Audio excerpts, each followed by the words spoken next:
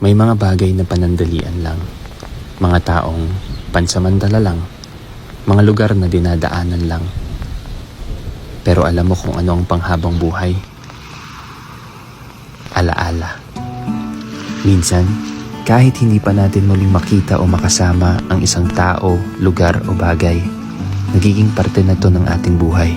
Mga alaalang magpapaalala sa'yo na patuloy ang pag-ikot ng mundo, hindi hihinto para sa iyong mga masasaya at matatamis na pagkakataon. Kaya, hayaan mong tangin ka ng hangin. Baka sa susunod na dapat mong paroonan ka na nito dalhin. Bit-bit ang mga alaalang bumubuo sa'yo. Sa bawat landas na tatahakin mo, ay walang kasiguraduhan kung maganda o pangit ang kahihinatnan. Pero ito lang masasabi ko sa'yo. Maganda man o pangit, ikaw at ikaw pa rin ang magbabago ng kapalaran mo. Kaya please,